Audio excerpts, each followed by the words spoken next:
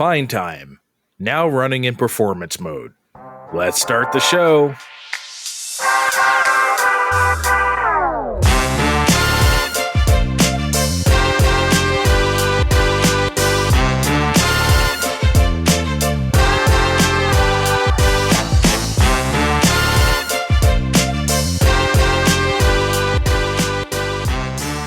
Hello, party people.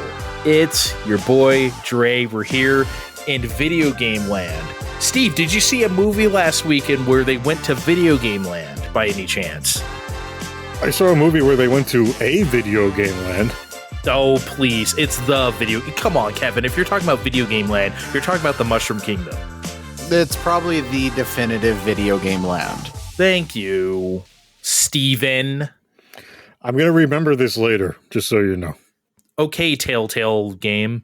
So, all right. Yes, we all watched a Mario movie, but we're going to talk about that after the first break. But for now, we're going to... But... Before we start about video games, I've got something I'm morally obligated to talk about. Before I came downstairs to record, my daughter said, "What do you guys talk about on the podcast?" And I said, "Well, mostly video games." It didn't really seem appropriate to also say sometimes Japanese porn titles. So I just left it at video games. And then she said, "Can you talk about other stuff?" And I said, "What do you want me to talk about?" And first of all, she said, "Peeing out your kidney stones." So... And then, so that doesn't happen. Maybe next show I'll give you guys a live reenactment just so I can let her know. But she also wanted me to tell everybody that tame cats they will still naturally hunt for food, even though they're tame. Yeah, that's because they do. Aria, because they bring presents. You know, sometimes a cat will just roll up and here's a dead mouse in their mouth, and it's like it's for you. You know, here you go. You know, cats are very considerate that way. And when I was a kid, there was a very considerate cat in the neighborhood who just brought presents to all the neighbors. Yeah, when you're a neighborhood cat, you bring presents to everybody. You know, why do you just wake up one day and go out to get the paper because it's definitely like 1974, and then you just see a dead mouse on your stoop? I mean, it was 1994, so you know, still newspaper time. So okay, all right. As you guys can guess already, that's why Kevin couldn't join us last big deal. The kidney stones, buddy. Hopefully, you will pass them.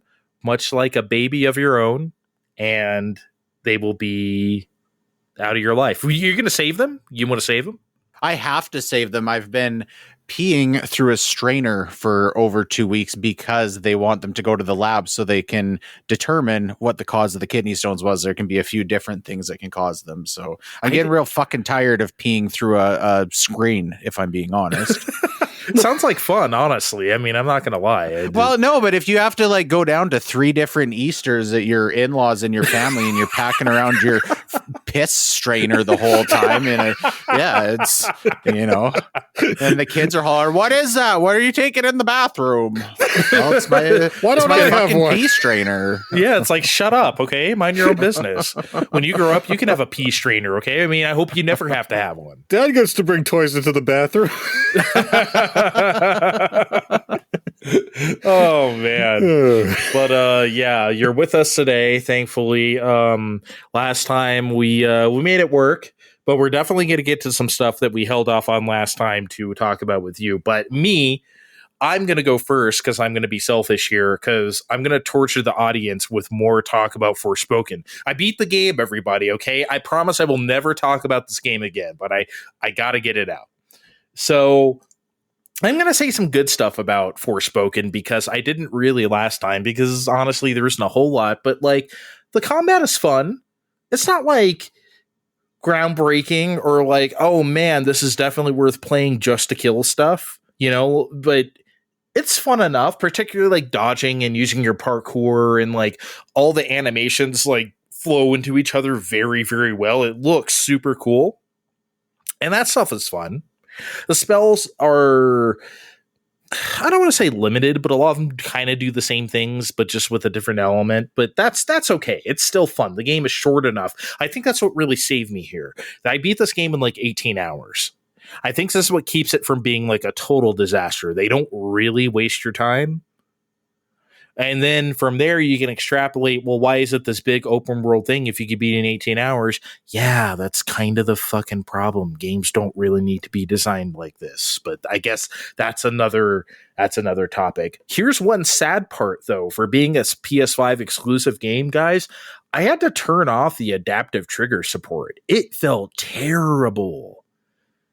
Oh, so when Steve complains about it in the demo, Steve is overreacting. But when Andre gets a full retail copy of the game, oh, I could just turn off the adaptive triggers. I don't like them so much. I see how it is.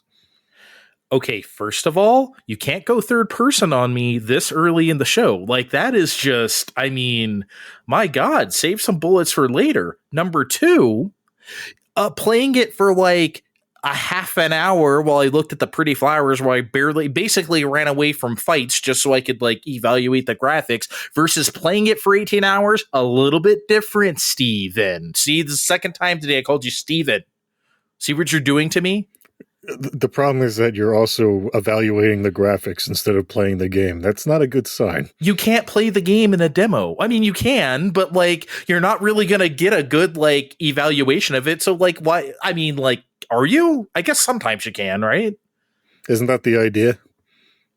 Yeah, but like, that's why I don't judge things too harshly when it comes to demos, just because it's like, well, you're getting a slice. I mean, like, I guess we kind of did to Exo Primal last time, but I mean, you know.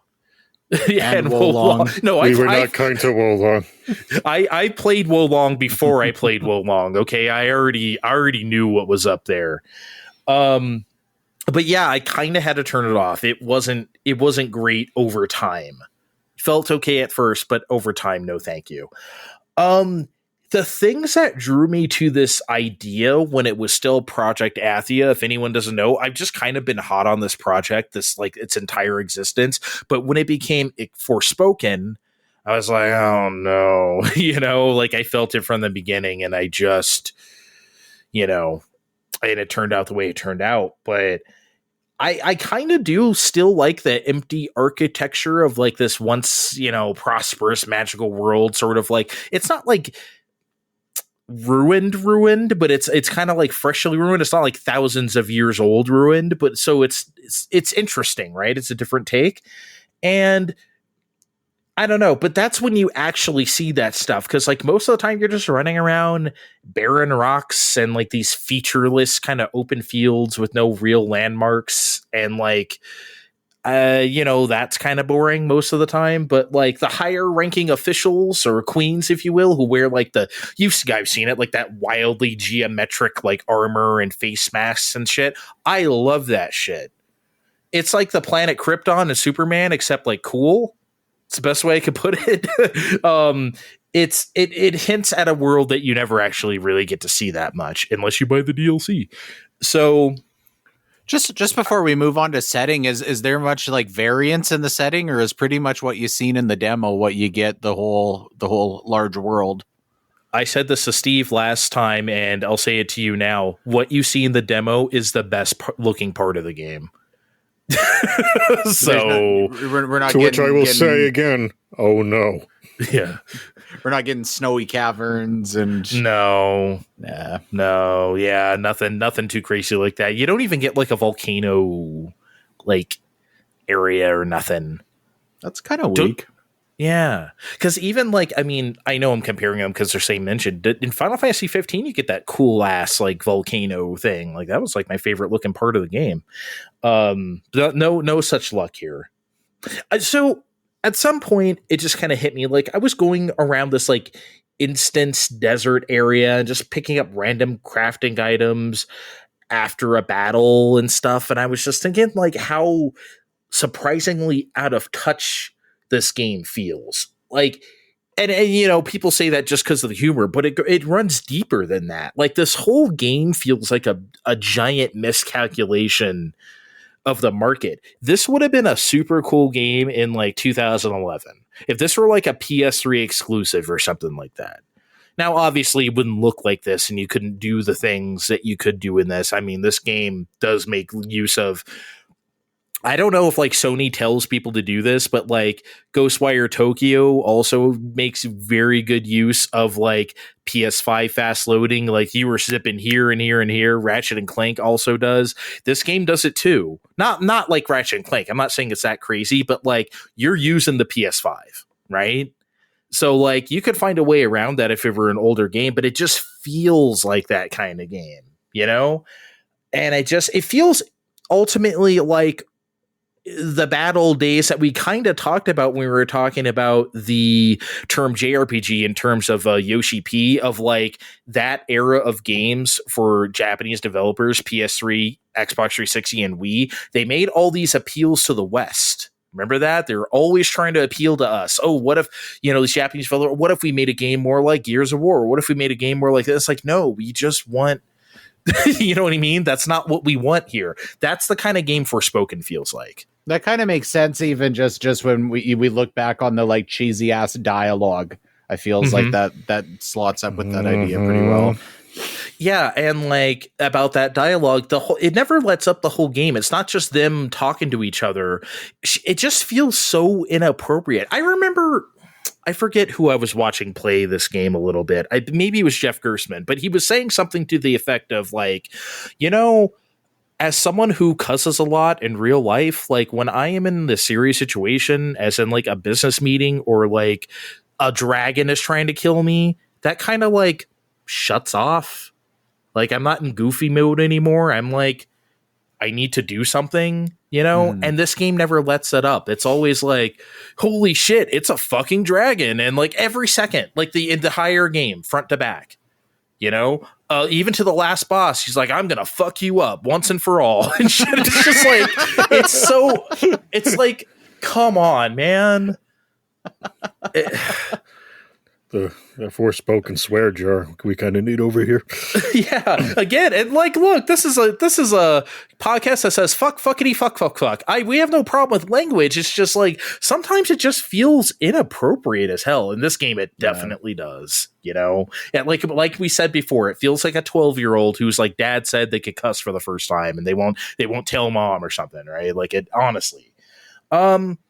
The equipment feels unsatisfying. This is a problem with like a lot of these like kind of like action RPG open whatever they're trying to do in the AAA space, where it's like I found like 5 different cloaks the whole game. I only found like 5 or 6 different like necklaces, and those are like really your only armor. I wish they had just had it where like you had one piece of armor that you upgrade with stuff. Because there's, instead of just like, okay, you found the next, it just doesn't feel good. And then like you guys have seen the nails, right? Like the nails you can like she can put on for like stat buffs, but it's like +5 to your defense or plus not even 5% to your defense. And it's like stuff that you can't feel. It just doesn't feel good to do that stuff at all. Here's one thing that really was annoying. Each like safe house, like basically you go in this house and sleep and save and craft stuff. They were littered all over the map. Every single fucking one of them has the exact same layout. Every single one. Now you think about it this way. Think about like a JRPG of any age. They don't all the inns or churches don't literally have the same layout. Like, like they mix it up a little bit depending on what town you go to. I understand like Forspoken doesn't have towns, but why would I be finding all these cottages across the landscape that have the exact same layout? Well, I had an idea of why that was the other day, but as you told me, I was wrong. You want to share it with the people on Fine Time? Oh, right. Well, I thought you were going to do that yourself. But yeah, what Andre's trying to explain half of this shit to us the other day. And I'm like, so she's already in jail and this is just her coping with shit, right? There's no way this shit's actually happening. Oh, it's happening. It is definitely happening. She was not imagining the one house and multiplying it across the land. And also, like, there's like some sort of instance areas where you go into like a small dungeon and you like kill a few things and you get like another cloak or another piece of armor or something. Those are all literally the same too. They all have the same architecture. Open the door, run forward, go to the next room, square room, kill stuff, run through the hallway, kill more stuff, run through the hallway, kill a boss. I guess the bosses are a little bit more original, but they all have the exact same fucking just run forward layout. It is so boring, guys. That's really what the problem with the game is structurally. It's just like they cut and paste all these pieces around, and it's like, god damn, like do better than that, man.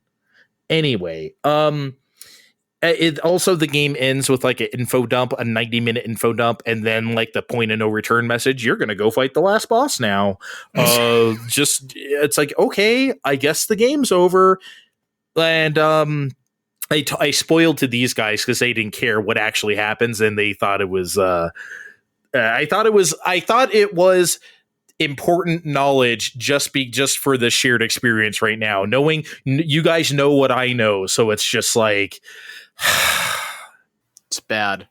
Yeah, it sucks. We expect better from you, Square Enix.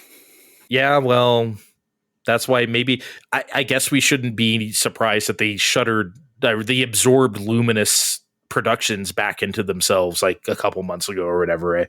I'm not surprised to see that at all. You know what this game reminds me of actually the most? And this may sound a little weird, but it reminds me of Star Fox Adventures. Like an idea, like artistically, and that seems so cool on the surface, but when you play it, it's just so boring. I don't know what you guys think about Star Fox Adventures, but I felt it was just like, you're already ripping off like Ocarina of Time, a game I already don't think is that good. And then you're putting it in the Star Fox shell with like, no, I mean, these could be anybody. You may as well just live for this dinosaur planet. Who fucking cares? You know, it wasn't just because it wasn't like a Star Fox game. I just thought it was like, this is about as boring as an adventure game can be. Even I thought Star Fox Adventures had way too many mini games in there. Did they make you do that in Forspoken? Chase after little dinosaur eggs in a timer while overly dramatic Grand Kirko music plays? You have to chase after cats, so yes. All right. Kevin is a big Star Fox Adventures apologist. I've played 2 hours of Star Fox Adventures, so okay. I thought it was fine back then, but I couldn't imagine ever playing it again. I paid $20 for it in like a year after it came out, and that was about barely worth that. I did like the tacked on like R-Wing stuff, like especially Andros at the end for no reason, just because it's a Star Fox. It's like, okay, it's time to fight Andros, I guess. After doing 4 boring ass Zelda dungeons. Anyway, that's enough about Forspoken, or Foreskin, as I promised to call it. You know what I fucking hate about the like summary you gave of this game is usually when you guys have a game you don't like that you bitch about, like the bad stuff seems at least like entertainingly bad, and nothing about this sounds like, it just sounds just like boring and bland bad. Yeah, it's cookie cutter, boring, bland, bad. Like it's just like I said, I still liked it artistically. Like it looks cool, even though the graphics aren't the best. It seems like it's running like sub 1080p sometimes. Like it's just not, like you can see it on the strands of hair and stuff. It's like so faded out. It's like weird. But besides that, just it's just really boring, Kevin. I can't recommend it to anybody, even as like a good bad game or anything. I'm glad you did this and not me. Okay. Steve has somehow played yet another indie game under our noses because he's becoming that indie guy. It's not an indie game. Why, Ubisoft produced it. Please. You remember them, right? They were shitting the bed a few months ago, and then Andre asked us, under exasperated breaths, guys, what's your favorite Ubisoft game? And I said, well, it's Valiant Hearts. I liked it. It was a heartwarming point-and-clicky kind of adventure set in World War I with a nice art style, and we'll never see that shit again. And wouldn't you fucking know it, it's a few weeks after that pass, and Kevin's flipping through his mobile device of some kind. He's like, hey, Steve, you see this shit? And Valiant Hearts coming home. Like, okay, I'm going to slap this on the tablet and get to it eventually. And eventually was last week in between Octopath Traveler 2 and working at Jesus's 5,000th summer home for Easter. So no Chia this time either. Sorry, everyone at home that was waiting for that. You mean Chia? We were saving that for the real show. Okay, sorry. I'll cut this out. No, I won't. But yeah, it's included with your Netflix account, like some other games I've liked before. Although I kind of wish we had some controller support or was on real consoles. And there's nothing. It's more of the same, really. It's more of the same World War One. Solve these puzzles, get more story as you go along, and because it's on mobile, thankfully they made it as such that nothing here is too difficult to navigate. Figuring out what you have to do, like the first one, you needed to like shoot a few things with precision, and a few less forgiving instances of having to run away from stuff to classical music sometimes, but here you can figure it out fairly easily, and even if you don't get it quite right the first time, it'll just drop you right back to right before where you fucked up, and you get to try again. It's remembering its place as a mobile game, although there's also a number of times where you're expected to play in a band, and I cannot fucking tell you whether I just kept tapping it when the circle met the other circle in the thing, and it didn't tell me I was doing good or bad, but it let me continue. So I don't know. Oh my god. This sounds like maybe I'm just still scarred by playing all the Jack and Daxter games that make you do wild rhythm stuff to continue, like really hard stuff. But like, this is the opposite. This is the opposite, where I couldn't tell you if it's okay, but the game really doesn't either. And it's like, okay, that was a fun music session. Next part of the story now. And on that point, at this point, I do gotta say, yes, it's gonna play on your phone, but grab your tablet, because you're going to want that extra real estate, and the game does look nice, because just because war is hell doesn't mean we have to skimp on the scenery. The story is briefer. There's only 3 chapters with however many little pieces in there, probably to do with, all the weird shit going on at Ubisoft and the fact that this game shouldn't exist in the first place, like I thought before. Maybe that's why it's a mobile game only, because it's not a full, quote unquote, full experience like the last one. I mean, it's not like they charged full price for the first one, but... Well, is this going to come to consoles eventually, or do we know that this is just like 100% Netflix funded? That's where it's staying.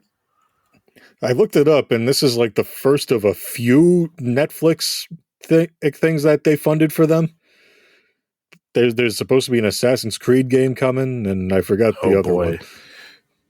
I'm like, you started off with the good one, guys. There's already a Rayman game. I played that last year. There's like a Rayman auto runner kind of rhythm platformy thing. That does exist. Is it okay? It's okay. I talked about it on our previous creative endeavor, I think, when I got the iPad, because it gave me like a free 3 months of Apple Arcade or something. It's aight. We get that story centered around the Harlem Hellfighters, which is a very real battalion that you could read more about by picking up all the supplemental materials along the way, like you could in the first game, who fought alongside the French in trenches in the concluding days of the war. And without spoiling anything else besides that, I'm sure you can infer a few of the story beats, Andre. Maybe. I mean, overall, the game is probably just as good as the first, but as I expressed in another previous creative endeavor, a lot of what made that first game work was the sheer whiplash from, war's like drinking with your pals. I'm having so much fun. I don't know why everyone gives war such a bad rap to, oh fuck, war is hell if not worse in this art style. And if you played the first one, as you should have, that the shock's gone. There's no moments like that here, whereas you already know what you're going to get walking into this. So you're saying, in other words, it doesn't keep it sunny and keep it moving like Advance Wars, Hey, thousands of people dying. Oh, don't worry about it. Let's just, keep that music going. Well, the first one's only got 10 to 15 minutes of hanging out with your buddies before the chlorine gas drops, and it just sets the whole tone for the rest of the game. This is like, since we're almost done with the war, yeah, war is hell. Fuck this shit. Again, you play around as a large group. It's largely centered around this group, as opposed to the disjointed people that were tied together by a dog in the first game.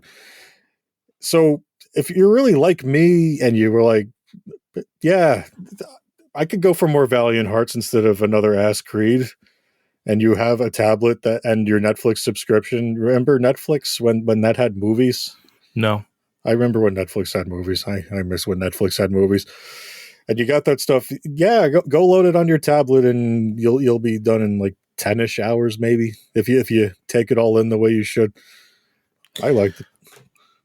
You and these indie games, man. I feel like you're just one of them like 2009 hipsters who listens to like Kevin, like Mumford and Sons or some shit like that, right? Or like Bon Iver. The Octopath Traveler 2 game is pretty long, and I'm trying to give it its due. Modest Mouse. He shits on Hollow Knight every chance he gets, so his indie cred with me is 0. TV on the radio. What are we talking about? I'm trying to name some like indie bands that you'd be into at this late 2000s juncture. I think the indiness of these bands is getting in the weeds enough where we're not indie enough to pick up the references. At least one person laughed when I said Bon Iver. Okay, I knew Mumford and Sons. Okay, yeah. Let us know in the comments if you laughed at the indie band jokes. Kevin, besides kidney stones and war being hell, what have you been up to? Wow, he doesn't even want me to say any more of them. Jeez, fine. You're just going to anyway later on. if you find a way to shoehorn some indie bands into my Diablo 4 ranting and raving, feel free. I'm appreciative. I would have to do 90s indie bands though, because Diablo. Yeah. Well, I'm appreciative that you guys left this for me because I know both of you played the beta as well, and you're like, yeah, it was not too bad. I enjoyed it. Where I've just had a burning in my loins ever since that weekend ended to rant and rave about this. Yeah, you go ahead. As he said, we all did play this beta period, but we sat on it because Kevin's the Diablo man. A little indie game called Diablo 4. Once upon a time. So I'm going to start kind of with story and cutscenes because right from the opening cutscenes, I absolutely loved the tone that they set. And overall the story and even the side quests really, I felt engaged me more than I've ever been in Diablo. I guess a little bit of back history. I've played Diablo 1 and I played a lot of Diablo 2 back in the day. I played a little bit of Diablo 3 when it first came out to PS3 and did not like it. So that's definitely where my gap is. Boo. It doesn't, I guess, especially in comparison to Diablo 2, it doesn't seem as high level to me. It's a little bit more of a intimate, especially with Lilith. She's an intriguing villain, but she's not as enigmatic and mysterious as some of the other villains have been in the past. And also just while I'm on villains here, the Butcher, which is one of the enemies that you fight in Diablo 1, that's a fairly memorable boss, making a return in this. I squealed like a little baby girl when I seen the Butcher while I was playing the beta. All right. Tech issues, obviously keeping in mind that this was a beta. I did have some issues here. When I first tried to get into this on Friday night, I was estimated 42 minutes to log in. So I did not play on Friday night. For the rest of the weekend, I didn't have a hard time actually getting in, but I did run into some bugs. I had a quest where a character simply wouldn't load until I had to fully load out of the game, which then kind of crashed and had issues getting back in. There's some texture stuff, some invisible walls that would show up and not allow progression as they wanted to further load the dungeons. There was some really weird cutscene and subtitle stuff where the subtitles were not matching up with the dialogue, and it was a little bit janky. I'm expecting that stuff to get cleaned up, but worth noting, I guess, if any of that stuff isn't cleaned up, it'll be a little not great when it comes out. Me and Vin kept running into this thing, and I don't know if it was just I don't think our connections were bad. I think it was just a server fucking up. We kept rubber banding like crazy. We would try to go to the next area, and we just that invisible rubber band force just keeps pulling you back to the spot or something. Yeah, and I had the same. Yeah, I had the same thing just playing on my own. So okay. Yeah, I don't know. Yeah, that was, I guess, things that I'm concerned about that they don't have cleared up by actual release. That's the one that it was definitely very annoying, and it seemed like it was hopefully they get that sorted out. I'm going to make you mad right now real quick. I skipped all the cutscene stuff just because I didn't have a whole lot of time, because I wanted to evaluate the gameplay and like look at it. You know what I mean? So I was like, if I'm going to play this, I'll watch the actual like story later when I play it for real. You fucking berated me because I didn't watch the full 35 minutes in detail of the stupid fucking Suicide Squad game, but you couldn't sit through 4 minutes. Andre, we're doing a podcast here, okay? I will have you, at full disclosure, I will have you know, I played until I made it to the big city area where it said, "Welcome to Diablo 4," and I'm like, well, I'm having a hard time reading the screen, so I guess I had a fun time mashing buttons as the barbarian. Oh my god. I'm sorry. Guilty as charged, though. You are correct. Every Tekken 6 character trailer that comes out from now on, I'm going to film myself watching it and mashing the skip forward 10. I'm going to watch it just to do that and to send it to you so you know that I didn't give a shit. Okay, I'm going to assume you meant Tekken 8 and not Tekken 6, because if you're watching Tekken 6 trailer characters in like 2011 or something, that would be like really crazy before we even did that. That's how much of a shit he's not going to give. He's going to pull up the Tekken 6 version of each of those trailers and watch those to skip forward ahead. Those aren't even good 360 graphics. I guess I'll allow that to paint a picture of how interested in Tekken I am. You'll be interested when you get it for your fucking Christmas it's not coming out this year. No, it's not. There's no way it's coming out in 2023. Anyways, back to Diablo. Back to the good stuff. So they did do kind of more of an open world thing here, and I think it transposed really well because those environments did a good job of they gradually transition into each other where it's not jarring when you're going in between environments, but they still were able to maintain a strong sense of identity between them and feel distinct in their own areas. And it just occurred to me that it seemed like that would have taken a lot of work not to have it, all of a sudden just like, here's the line where the snow ends and you walk into the desert. Obviously that's a ridiculous example, but there's nothing where you can like immediately tell that you're getting into a new biome, but when you're there, it's visually distinct. You're correct. I didn't really think about it that way. It was, back in the day, you just do the Zelda kind of swipe. Oh, you're in the forest, right? Like, so if it had done that, it's like, okay, what are you going to do? But you're right. It does naturally go into each other. Mm-hmm. Yeah, it felt very organic in that sense. And even overall theme wise, so back to Diablo 3, I really didn't like that because it had, I guess in my mind, I think of that as like a MOBA aesthetic, right? It's got these like really bright colors and it had numbers popping up all over the place. And I think just because I cared so much about the first two Diablos, that was off-putting to me. This one has much more of a classical Gothic look to it. And it definitely wasn't afraid to get fairly heavy and morbid and just kind of like run into these little side quest things where, some guy is like hanging up flayed in a tree and his wife finds him and stuff like that. I just really like that kind of aesthetic and tone. This is tough for me because like Diablo 3 is the only one I've really gotten into. That doesn't mean that I dislike the other ones. It's just for me, I don't know. I picked it up on like a Black Friday on PS4 in like 2014 or something like that. I had a blast. I played Diablo 3 for many, many hours. However, I do get what you're saying, but I think that was just a product of the time. I think that's just how stuff looked 10 years ago.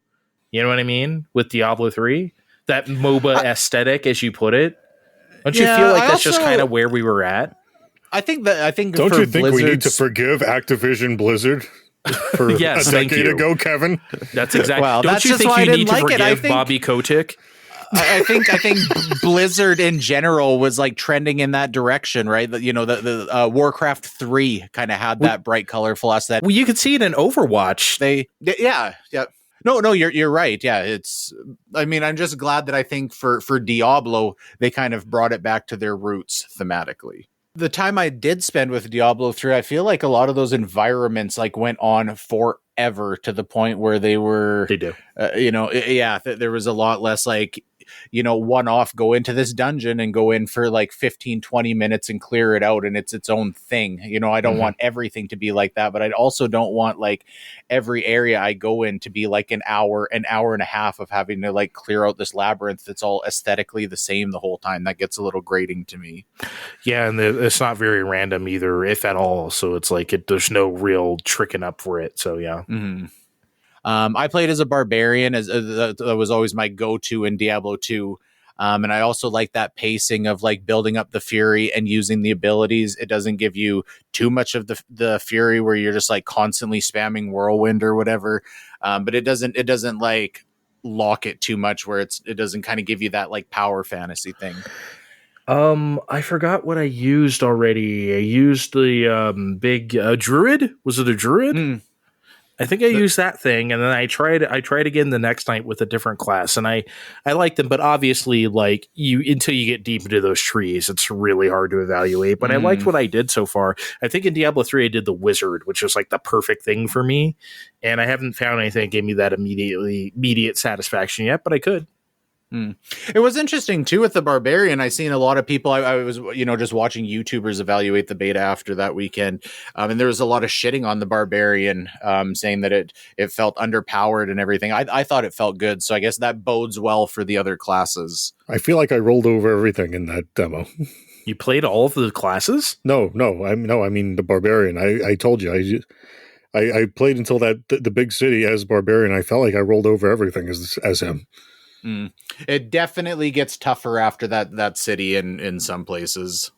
I'm sure it does, but I mean, I wouldn't have called him underpowered. Yeah. I'm also not an expert in Diablo in the slightest, so. Well, it sounds like you're an expert in Diablo. He is. He's also an expert in Mumford & Sons vinyl records. Beautiful. That he has on the wall behind him. The gear and the skill tree, I thought they were intuitive, and it was easy to use that stuff. The gear, it shows it's either like got a plus or a minus next to it, and it was also easy to like re-roll your skill tree. But in addition to that, there is a lot of depth to people who don't want to just like look at whether the number is higher or lower or whatever, because there's a lot of like sub alterations applicable to that equipment, and there's also that more complex skill tree available after level 50. So yeah, overall, I spend a lot of time during that beta thinking about how I'm just glad that they haven't like constantly milked the shit out of this franchise, because 25 years in, and having a new title coming out feels really exciting, and it also feels like it's really like true to its roots in the best way without feeling like dated and redundant.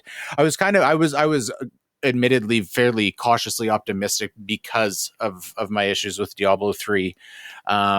So, going into this, I wasn't positive, but I'm definitely highly anticipating playing this when it comes out. I was a little depressed for a couple days after that beta ended, to be honest. Post-mortem depression. I'm going to make a prediction. After this game comes out and you love and play Diablo 4 as you're going to, go back and play Diablo 3. I bet you'll, on like PS4 or something, I bet you'll really, really enjoy yourself. I do not see a world in which you would not. Honestly, I think you guys always give me so much shit about this when something new is coming out, and I actually thought about it before it came out. Maybe I should revisit Diablo 3, and I didn't. But then when we were down on Easter weekend and I was loaded up on T3s all weekend, I did start playing Diablo Immortal on my phone. Okay, fine. Do that. Don't. That is a current product. We will not give you shit for it. Okay. I do not want to do the big deal 2 weeks from now, and you're talking about fucking Diablo 3 or something. I do not, on Switch or something. I do not want to hear this. Okay. Well, he's not, because in 2 weeks he's going to do the big deal on Diablo 1 on Windows 95.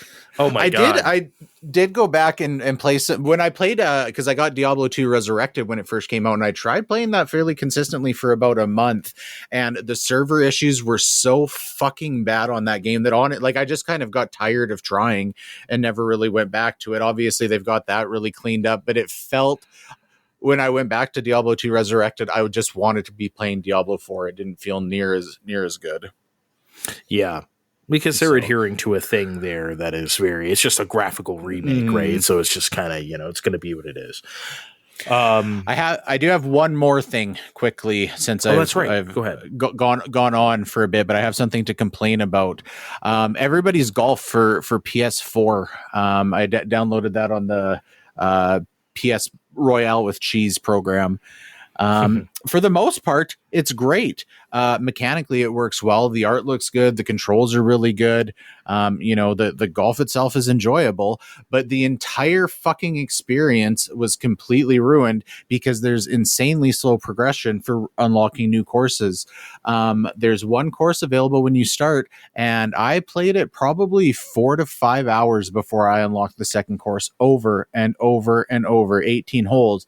9 in, 9 out, the back 9 in, the back 9 out, 18 in, 18 out, over and over and over, and them upping the wind or making slightly bigger holes on the green did not help keep it fresh for nearly 5 hours. And then by the time I got to the second course, which felt really good to be playing something, and it was definitely different, and I played it a few times, and I just turned it off because I was not willing to then play that course for a number of more hours to try and unlock the third one. It was fucking miserable. It's a lot. I think they assume that you just want to play golf that much, and it's like that's not really what it's about when it comes to hot shots. You just want to turn it on, play, okay, unlocked a new thing, okay, next time I'll try that course, and like move on with your life. That just wasn't a great progression model at all. The game is great though.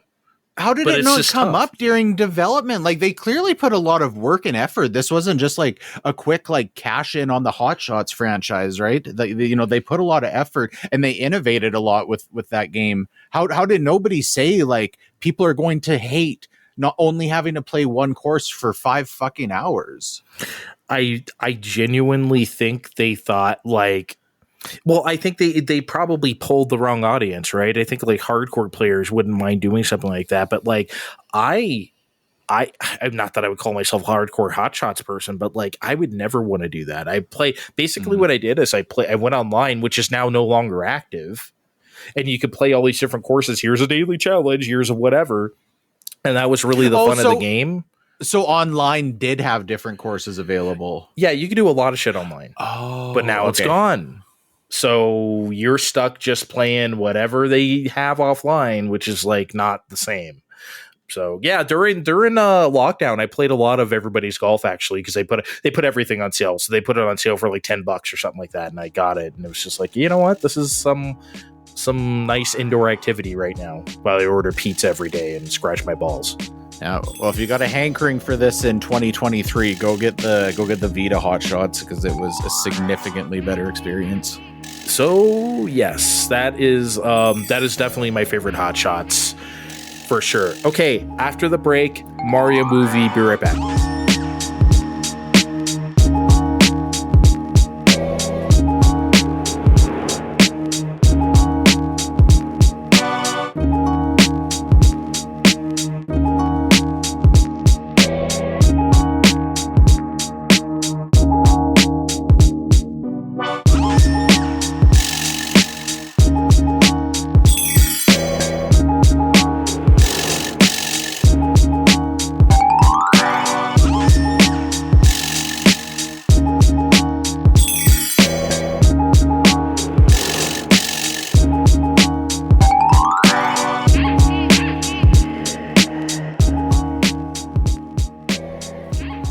We're back. Steve has finished arranging his Block Party and Kaiser Chiefs records on the wall. Yeah, half of them go in the garbage and half of them go up for compost. Don't you look, if you don't like Block Party, that's fine. If you say a bad word about Kaiser Chiefs, I have to end the show. We cannot do that. These are made-up bands. He's trying to trick us. I got everything backed up on the cloud like everyone else. That shit's not going anywhere. Wow. What a attached to NFTs. If any of my favorite bands started selling NFTs, I'd be like, so, especially in 2023, it's like, okay, dog, like two years ago, you may have like had a real scam going, but like right now, like good luck. Okay. We cannot wait any longer. We're going to talk about the Mario movie. Look, if you really haven't seen it by now, like definitely go ahead, look in the description of this podcast, skip ahead to a different time code where we're not talking about this. But honestly, like we're just gonna assume anyone listening to this, our audience has seen this movie. We're not waiting around, right? So sorry, we're not gonna go like, I mean, we're not gonna say every little thing, but you know. The details are the spoilers, right? So beware if you haven't seen it. We're gonna really be talking about the movie in full. I cannot believe that Yoshi sex scene. Crazy. Oh my god, it was so, man. When he popped out of that egg at in the post credits, let me tell you what, it was just whoo baby, naked as the day he was born. Actually, it was because he just came out of the egg. Wow. See, I was going to ease people in case they haven't reached for that pause button yet by mentioning, hey guys, I gotta say, I had my doubts, but this is probably the best looking movie Illumination has ever made. And you know what? That's kind of where I want to start. Fuck all y'all naysayers, everyone out there. Oh, it's Illumination. They're gonna be full with minions. They're gonna make a bunch of fart jokes. There wasn't a single fucking fart in this movie. Okay? And there were so many opportunities for it too, especially in Brooklyn. Why are you doing that to Brooklyn? Look, I know you live out there. Where they were plumbers, and they did the ad, the very low budget ad that would have.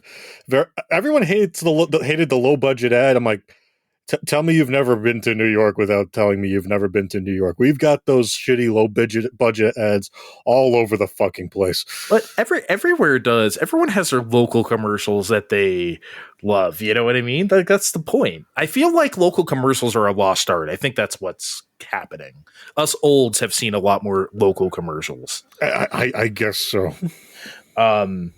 Okay, just sort of a weird random thing.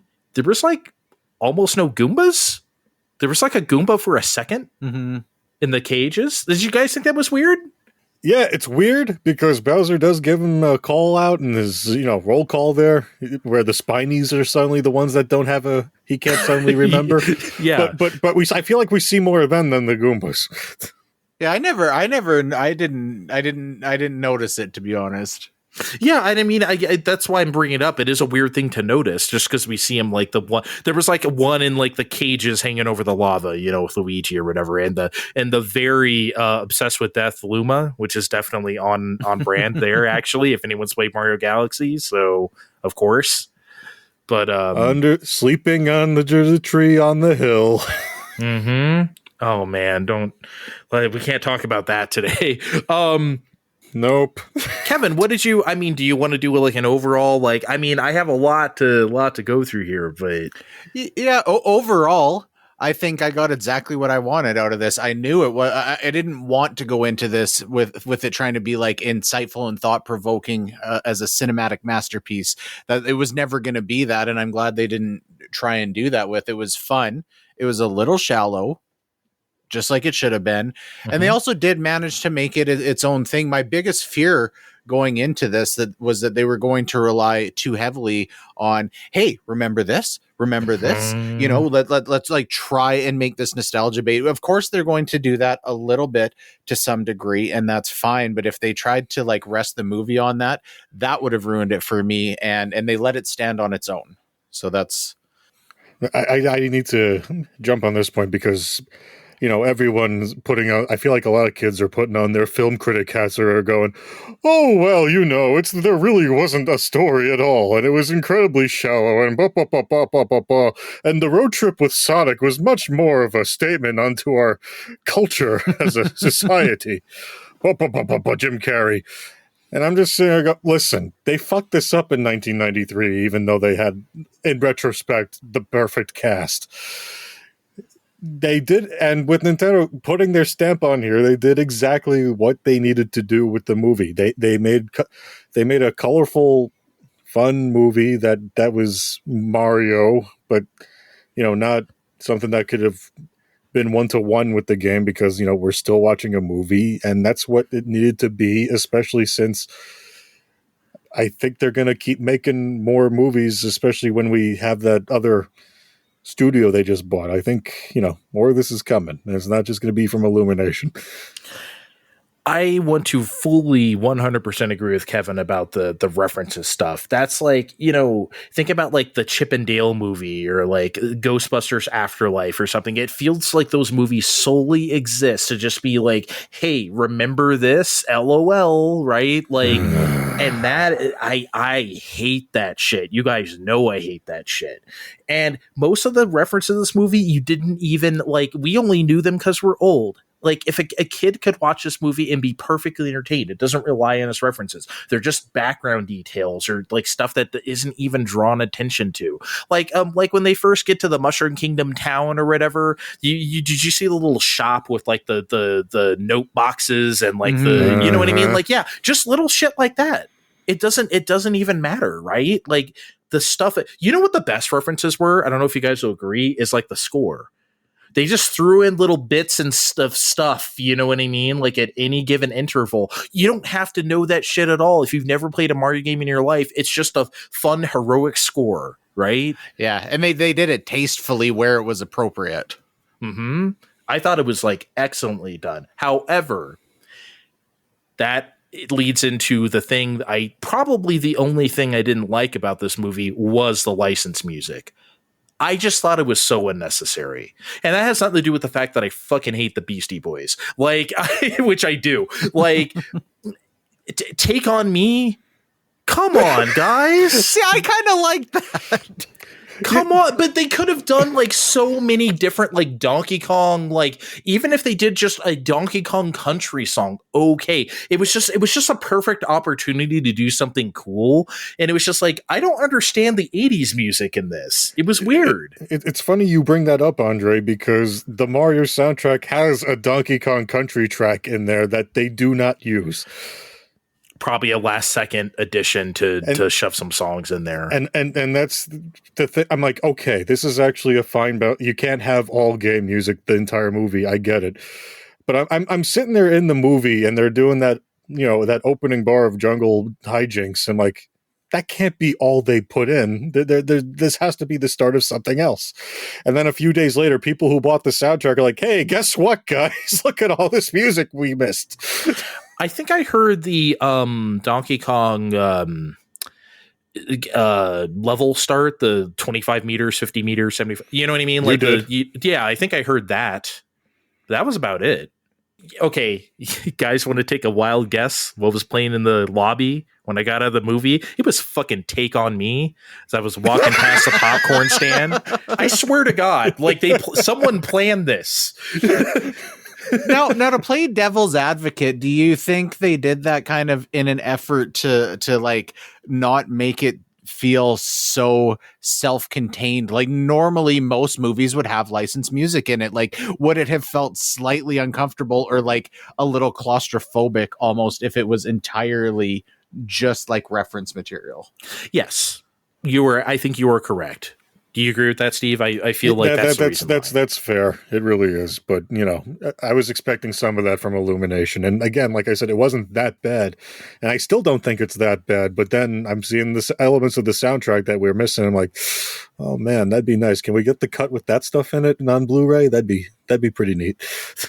I need to shit on the AC/DC while we're on the music because I fucking hate AC/DC to begin with. And so yeah, for the Mario Kart like selection race start sequence, okay, if this is a movie about Mario growing a mullet and trying to like drink cheap beer in a NASCAR parking lot while he's like sleeping with his cousin, then fine.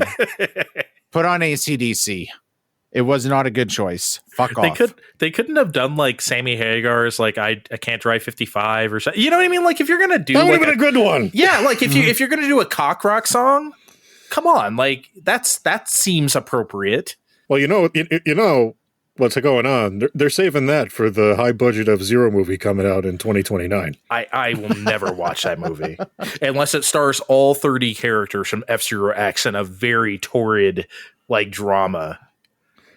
Now that he said, I think an F-Zero movie would be. I bet you that could be really good. It could be the new Speed Racer. Actually, Vin Diesel is Captain Falcon. Okay, no, I fucking hate you just ruined it, Kevin. No, I fucking hate Vin Diesel. No, I've always thought of Donkey Kong as a construct of the real world. Like, you know, as in Donkey Kong interrupting Mario's construction work, you know, or, you know, much like how King Kong is also like real, you know what I mean? Because he scaled the Empire State Building, you know what I mean? Like he's in the real world. I've always thought of Donkey Kong that way. But so for like Donkey Kong to just be a jungle kingdom in this other place felt a little weird. But I guess it makes more sense to anyone who only knows Donkey Kong as Donkey Kong Country. So I guess it makes more sense that way. But as for anyone old like me, I always kind of thought of like, you know, the steel girders and climb up ladders. I think of that as like real. I get that, but they did write around that too. Like in the very beginning of the movie, they got the one arcade cabinet in the corner that's clearly Donkey Kong, but it's called Jumpman. Yeah, there is that. And then Jumpman actually turns around and is Charles Martinet. What? But was that arcade machine the best reference? I mean, I kind of like the balloon fight car wash, but I mean, I like the Wrecking Crew outfit. Yes, on the real fucking arrogant guy with the like shitty sunglasses.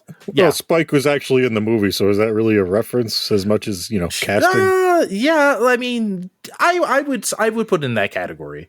I'd put it in that category.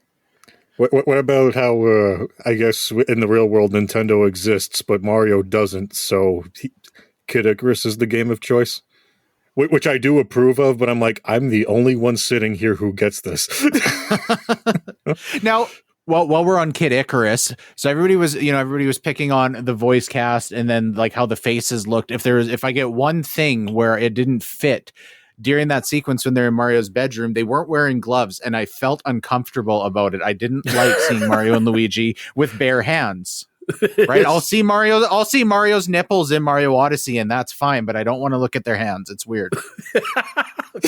They weren't at work, Kevin. I mean, they were wearing fucking overalls, right?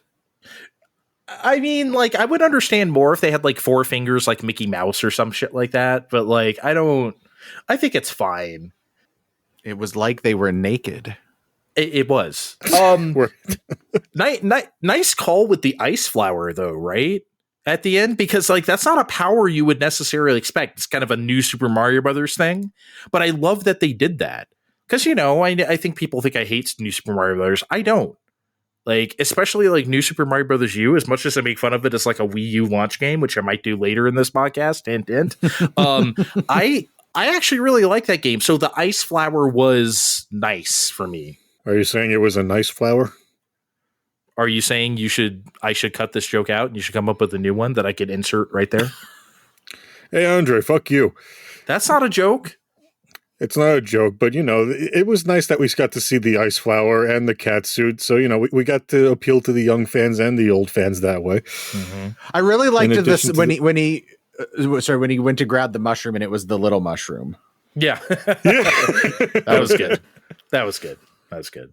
But yeah, honestly, like just overall great. I think I'm out of thing. I mean, okay. Will Peaches be nominated for best song at the Oscars? Fucking better.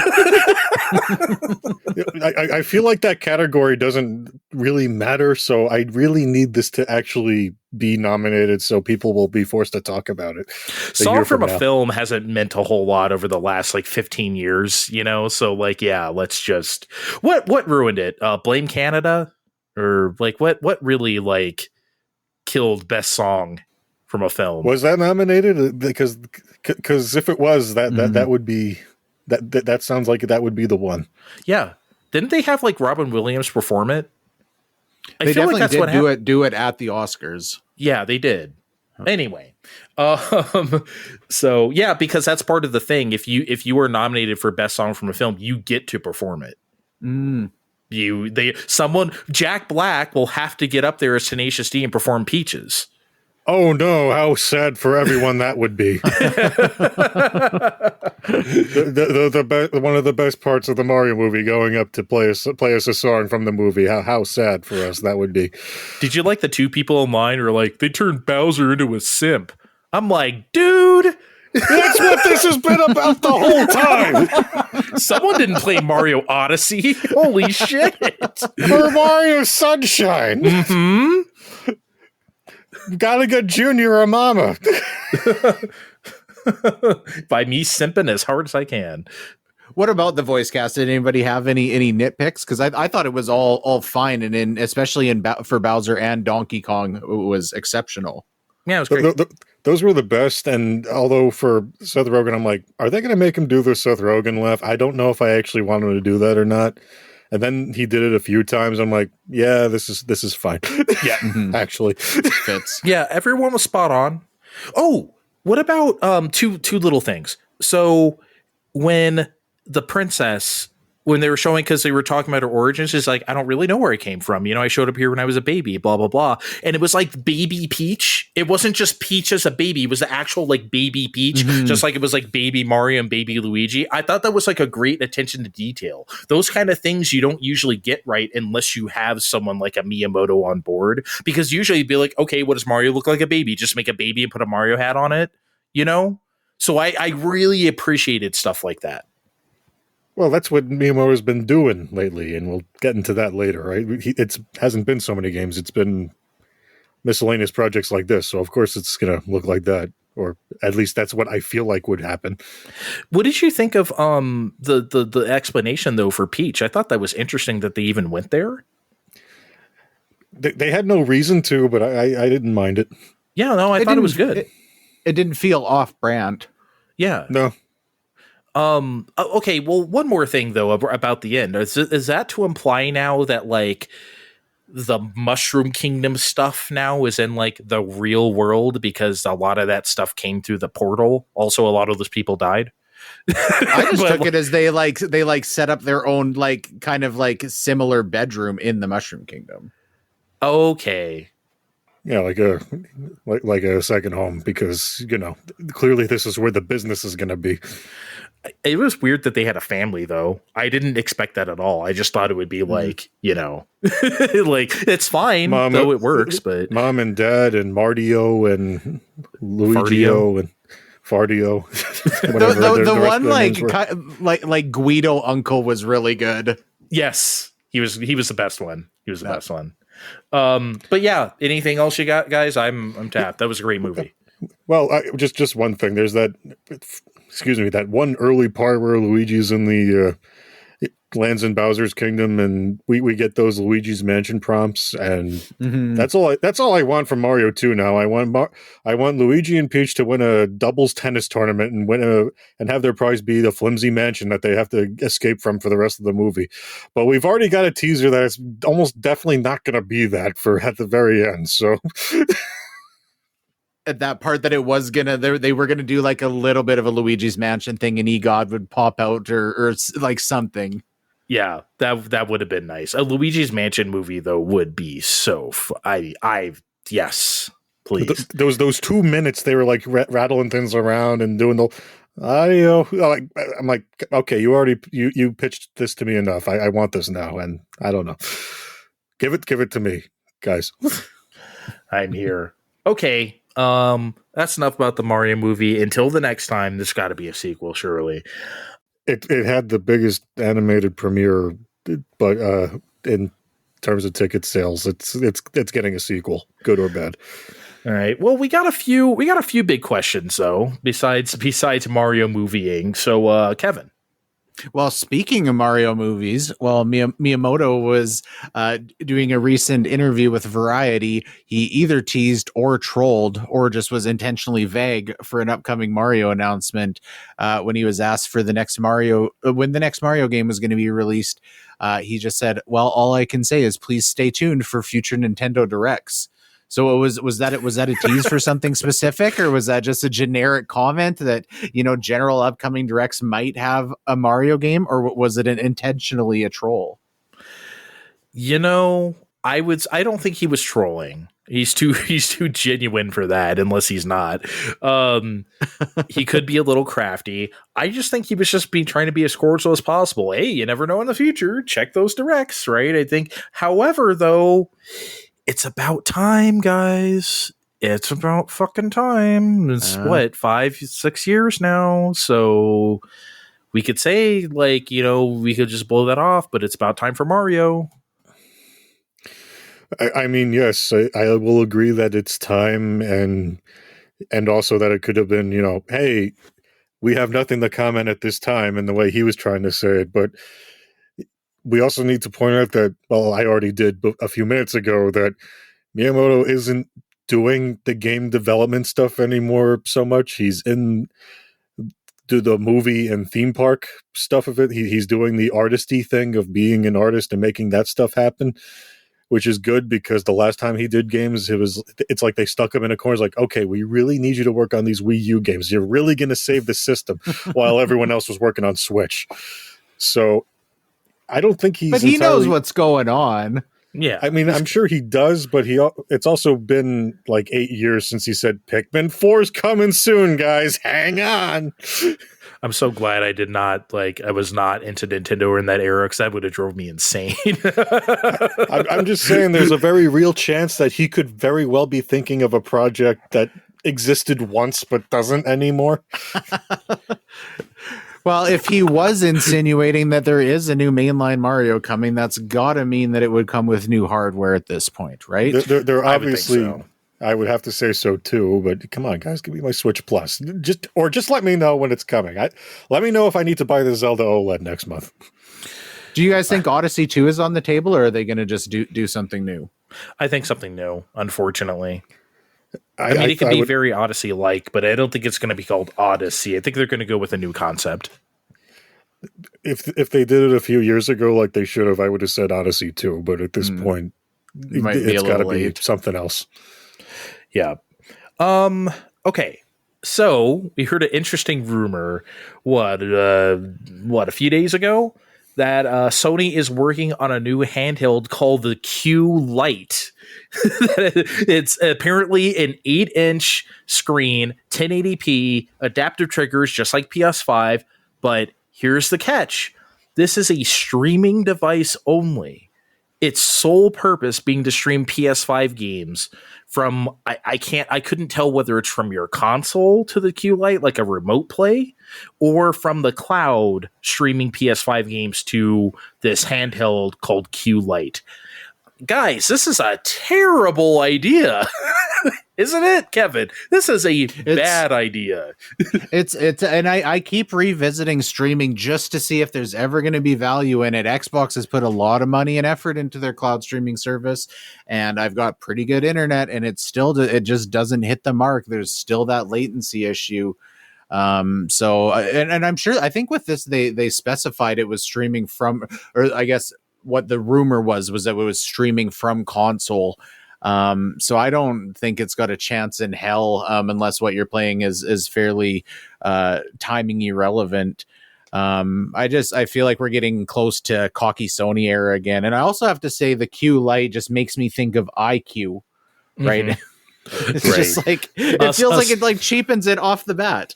Us nerds only know what that is, but yes, I mean, but like, I don't know. I can't imagine something called Q Lite would sell. They'd probably name it something else here, PS5 Go or something. I want Jim Ryan fired over this. Okay, I don't care if this is his fault or not. Okay, Steve, I want him fired over this. Listen, until we actually see it, I will give them the benefit of the doubt, because it is the R&D's team at any given tech company to R&D. So maybe this is something we were never meant to see. Like they're knocking around in Sony, like, okay, maybe we do this to try and get into the portable space again. And it's just going to sit there, like, however many patents we see from different companies over the years, long after the fact, and like, oh yeah, well, of course this never came out for obvious reasons, and so on and so forth. But again, like you just said, if this actually is a real thing that comes out, heads are going to roll, because I'm not saying your thing needs physical media or needs to play the PS5 Blu-ray discs, but you're not going to have any kind of way to store games onto this thing, because get the fuck out of here with that if we can't, especially in America. You need to be more cutthroat and less reasonable, saying R&D should do their jobs, and just say, even if this was never in discussion at Sony, we want Jim Ryan fired, even over the fact that this rumor hit the public. Yes. Gone. I agree. Call for his head right Jim now, Ryan. Steve. Look, off of his head. We got time because, there's a state of play in the coming tomorrow. Anything can happen between By now the and time tomorrow. you're listening to this, a state of play will be airing about Final Fantasy 16 because God hates us.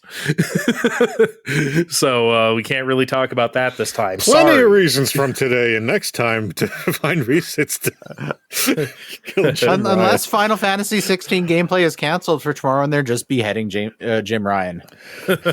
Yeah. I want him to square him a little more, Kevin. That's gonna be at the end. That's gonna be at the end of the Final Fantasy 16 footage, just snuff film, like fucking. Wow. Every time a summon is on screen, they're just gonna tighten the screws around his hands a little bit tighter. Yes. Real quick before we go to break, I saw this on Twitter a few hours ago. The Redfall Twitter account announced that this game is going to be 30 frames a second, baby. Doesn't matter if you're playing on an Xbox Series X or S or anything. They said performance mode is coming later.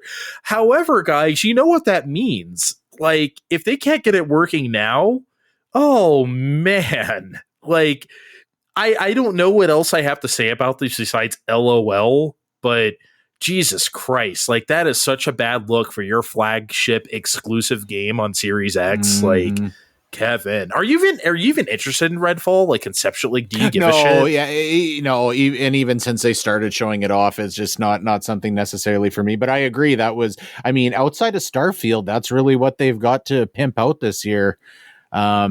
And that's we kept waiting for all of these developers that they were snapping up to bear fruit, and it was someday Xbox is going to have all these games once they get their ducks in a row. And we were talking offline earlier, that was 6-ish years ago. Yeah, I feel like it was E3 2017 or 18 where they announced, now we have Ninja Theory, now we have this and Double Fine, now we have, you know what I mean? Like they went kind of ham on that shit. And I was like, good for them. Great moves on them. The best asset that Microsoft has is money, so use it, right? But we have not seen the fruits. I really like Phil Spencer, and I've talked him up in the past, but at some point somebody's got to kind of take accountability for the situation they got going on because it is not looking too rosy. No. Speaking of accountability, do we think Starfield's going to get delayed again? Oh boy, they can't. Yeah, they can't. I don't think so. Kevin, they can't. Like they'll get killed. I think they only delayed it this time especially because of Cyberpunk and all the shit they took for the state that game was released in. I don't think I don't think people are tolerant of buggy messes anymore. I don't think that they could get away with how they launched Skyrim or Fallout 3 or New Vegas. I don't think that shit would fly in 2023. So I think at this point, I think that game is mostly done, and they just want to make sure it's real fine-tuned so they don't have to especially now that Microsoft owns it, because I don't think Microsoft wants to deal with that shit either. All the footage they've ever shown of Starfield has been 30. So,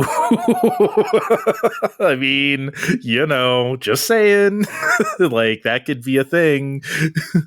I was, well, not coerced, but, strongly encouraged to get a PlayStation 5 because of, them better frame rates. And I mean, you're telling me the competition can't be doing that on a regular basis? Exclusive ass games to it.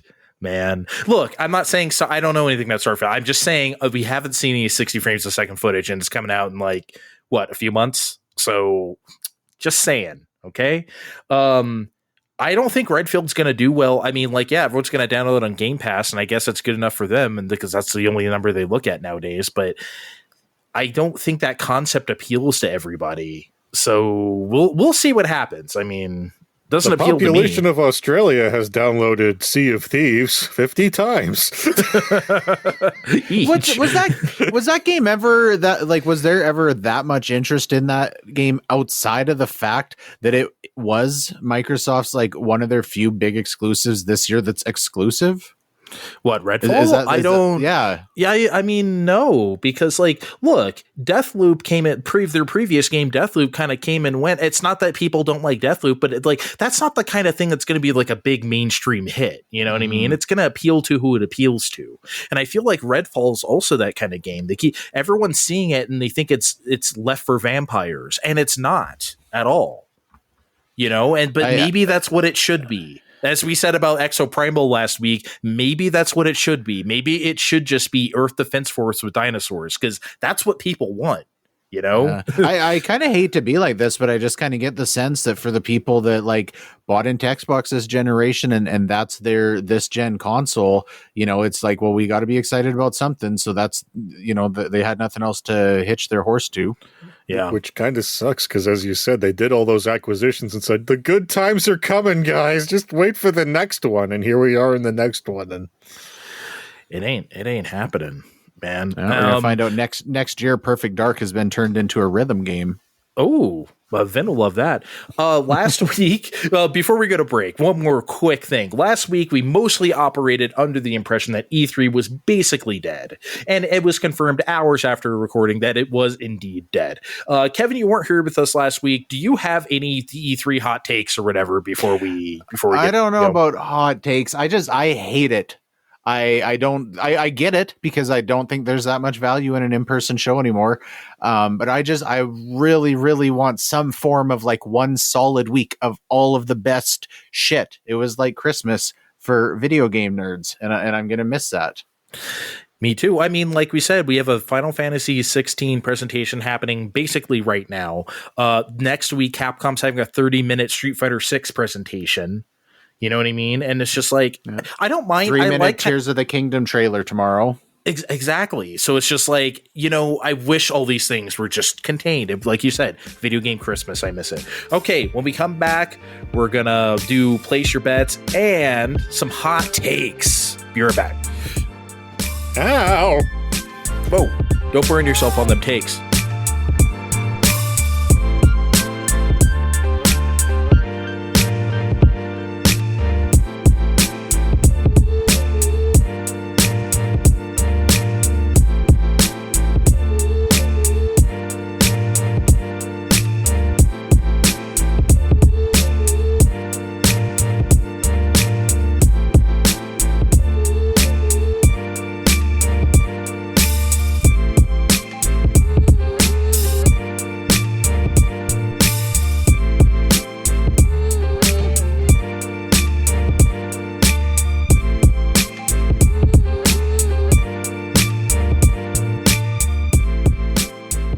We're back. A dinosaur story. I feel like we've done this before. No, we haven't. We're not in reruns, okay? We are not. We've definitely talked about We're Back. We have. Because you love that movie inexplicably. Mm-hmm. And you've made your kiddies watch it. Yes. Did they like it as much as you did, or are they just like, whatever? Yeah, I don't think they actually made it all the way to What's a the Walter end. Cronkite? Why is he a scientist?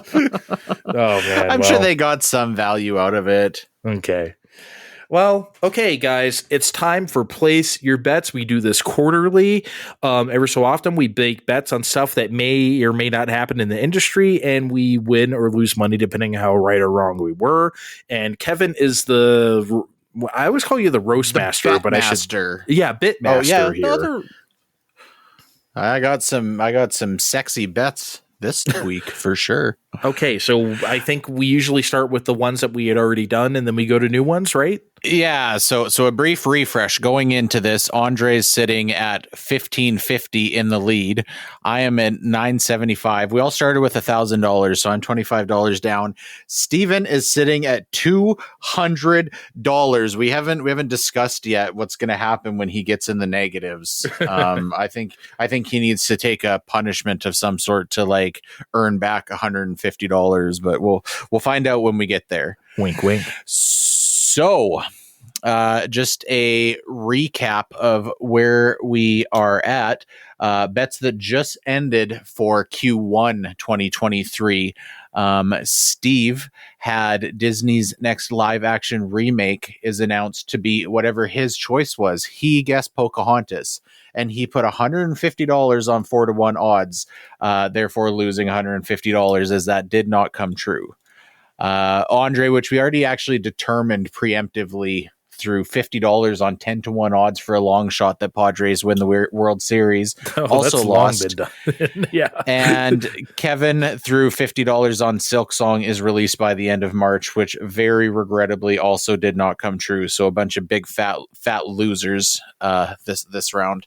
Now the bets we already have in place that are done at the end of Q2 2023. Steve has Super Switches announced by the end of E3 2023 for $150 2-1 odds. Andre has Microsoft announces a new Gears of War title at E3 2023 for 300 for 3-1 odds. I know there's no E3 2023. I feel like it should be like horse racing where it's been scratched. So I feel like I should get my bet back in that regard. I mean, I think we're just gonna have to call it like end of Q2. Yeah, I think maybe we like allow for some leniency if these spill into like July. August, yeah, see, summer. we'll have to determine a cutoff point for this. I think we can still do like, let's just say by the end of summer would be September. Yeah, or something, see, I think I run this game and I'm just going to use my own discretion, and I am crooked. So you are crooked. We'll see what happens. And for my E3, you guys split mine out. So Elder Scrolls 6 footage of some sort at E3 for 3-1 odds. I put $100 on, and Elder Scrolls 6 gameplay of some sort at E3. You gave me 5-1 odds, and I put $25 on. Do you want to just make this Summer Games Fest? Could we do that? Who fucking cares? Who's showing off the good stuff at Summer Games Fest? I don't know. Like you guys, like, maybe we do Summer Games Fest if we're. Bets are on how would you pay us if we won without an E3? We're going to have to revise the bets to be like, is Uplay required to log into the new version of Monopoly on Switch? If we're doing Summer Games Fest. Oh, nobody my cares. God. Oh, they might care this year because there's no E3. We don't know how it's going to shake out. Anyway, well, we'll see. Let's What reevaluate in the summer. We'll see what kind of summer game festivals we wind up with. But I got some snappy new bets that are going to resolve at the end of Q3 this year. Steve, for 2-1 odds, because I think this is quite likely to happen. I want to throw you a softball since you're doing a little rough over there. Dragon Quest 12 is announced. By the end of September, they announced the Dragon Quest 12 will release sometime before the end of 2023. Oh, 2-1 odds. By the end of 2023, that's not happening. I'm not taking that bet. You don't think so? Yeah, we just saw a flaming logo like a year ago, and we know that was more than a year ago. And there is no way they're just gonna just show us. There's no way with Final Fantasy 16 coming out that they're gonna poke their heads out and go, "Oh, BT dubs, here's Dragon Quest 12." Yeah, that's a good point. That's a good point. I think we will see Dragon Quest 3 before we see Dragon Quest 12. I'm not taking this bet, Kevin. I think that was announced way longer than a year ago. Was it not? I feel like it was it was 21. Yeah, May 26, 2021.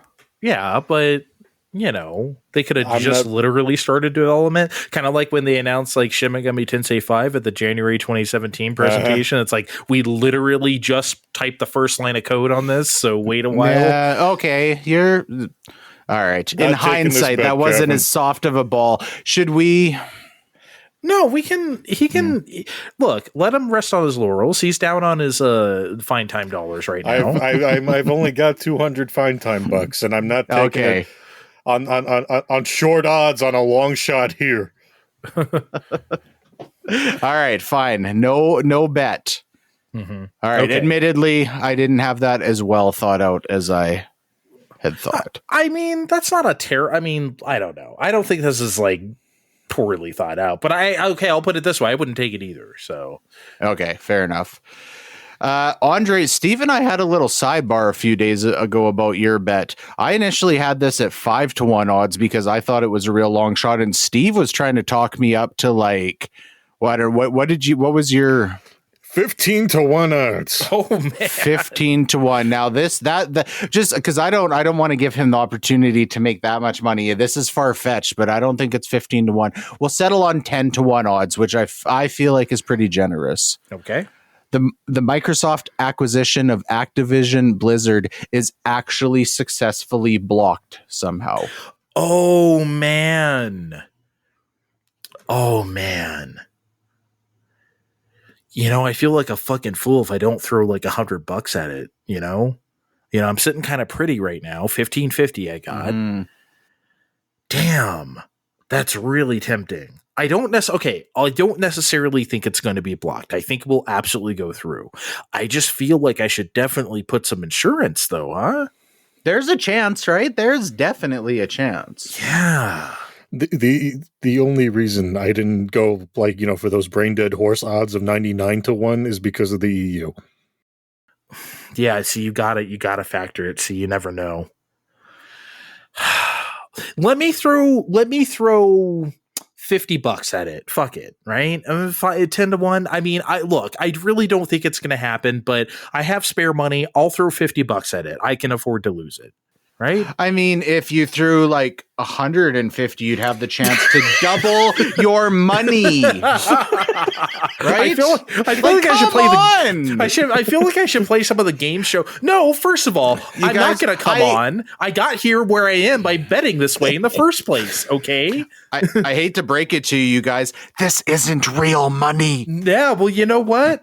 I want to fucking no. Okay. I'm throwing $50 at it. I don't know. I didn't refuse that. What do you want me to do? Now, if I had done 15 to 1 odds, what would you have done? You would have done at least 100. $100. Yeah, okay. $100. Yeah. All right. I can't. You got $50 it is, and you are cheap AF. I am. That's why I'm in the lead. All right. So the bet that I've made myself, which I don't think is a super long shot, but I don't think it's happening. So you guys can give me odds on this. In a bid to increase PSVR 2 interest, Sony manages to lock down rights to a Half-Life Alyx PSVR 2 version. Oh, Steve. That seems like that's a big get. If that's the biggest get you can get in VR, right? So to make that kind of move. It's the biggest, against Facebook. I mean, that's your competition, right? Yeah, but it's like if they can somehow swing that will move some units. I'm not saying like it'll be successful, but that's obviously not the bet. Like there is no way that hasn't been discussed at Sony. Yeah, right? That's the biggest VR game we got out here in these streets. Your bet is that they do it? Yeah, the bet is that they manage to lock down rights to it by the end of Q3. So we could see this at the next PlayStation showcase or whatever that they always have in the summer lately since the Rona. Yeah, I guess it would have to be announced it's a thing by the end of Q3. Right. I don't know about Steve. I would accept a credible Jeff Grubb leak or something like that. You know what I mean? I feel like it should be at least like out there. Anyway, but we can cross that bridge when we come to it. I will take a credible leaker as more or less confirmation for sake of this. Okay, so what do you want to give them? Like 5? 5-1 on some sort of indication that Half-Life Alyx will be a PS VR console exclusive. Well, I don't think any other console has a VR. Unless it's coming to Labo. As opposed to the other. Is it on Facebook's Meta? I don't think so. I think it's just on. I think it's just on Steam. Yeah. Okay. Yeah, so we'll keep it out of their grubby mitts. We'll give you 5-1, Kevin. Let's see. Let's put some numbers in here. If I did 75, I could make 375. He's crunching. He's crunching the 75 seems a little rich for this. I think it's a pretty long shot. I don't think Valve is letting it happen. I wouldn't be totally shocked though. I wouldn't be shocked. 75 seems good though. I'm surprised you're not doing 100, but 75 seems good. I know, but I've made that fucking crazy ass bet on Mario Strikers Battle League when you guys gave me 10 to 1. I put $250 on. What was I thinking? All right.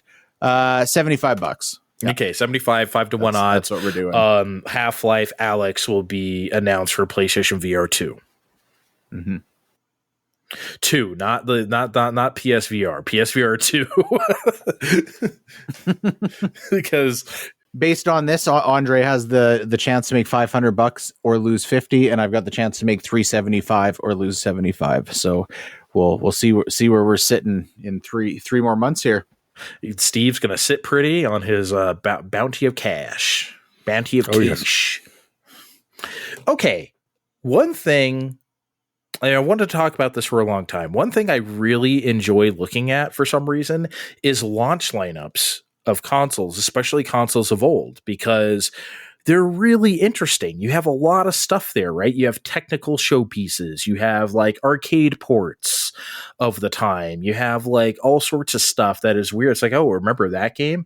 And I just think they're like interesting snapshots of a time. And so let's have some hot takes about them. I really don't know how to categorize these, but basically some that you thought were maybe underrated or ones that you think are overrated or, ones that we don't really look at. Maybe you should reevaluate. I have a few thoughts like that. Maybe I'll start this off to set the tone. Okay. So one thing I've always said, and I still say, the PS2 launch lineup is way better than people give it credit for, now and at the time too. I think when PS2 came out, it was always considered, well, here are all these games, but we're just waiting for like Final Fantasy X and Metal Gear Solid 2 and shit like that, and like people ignored what was out there, and I thought that was always so unfair. So either that, or you hear stupid shit like, LOL, remember Fantavision? Or like, haha, remember the Bouncer, which wasn't even a launch game? Like that's the kind of stuff you hear about early PS2 stuff, and it drives me crazy. Like, I'm sorry. Like, Ridge Racer 5, excellent stuff. Armored Core 2, get the fuck out of here. Excellent. Dynasty Warriors 2, Tekken Tag Tournament, and Street Fighter EX3. You had a Tekken and Street Fighter at launch. People make fun of Street Fighter EX. You shouldn't. Street Fighter EX is actually great, and EX3 is a really like fun, involving Street Fighter game. It is cool as fuck. Don't let anyone tell you Street Fighter EX games are bad. They're not. You had Eternal Ring and Evergrace at launch, 2 From Software RPGs. I understand that name didn't mean anything back then, but it did to me. As a little nerd who loved like King's Field and stuff like that on PS1, it did to me. That was cool as fuck.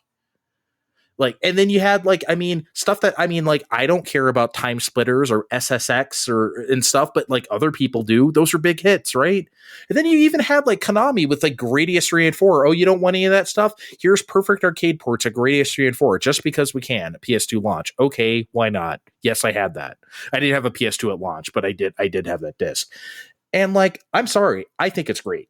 Like, no, it's not Ratchet and Clank or the giant PS2 hits, but if you're looking for games for video game and sake, you had it at that launch.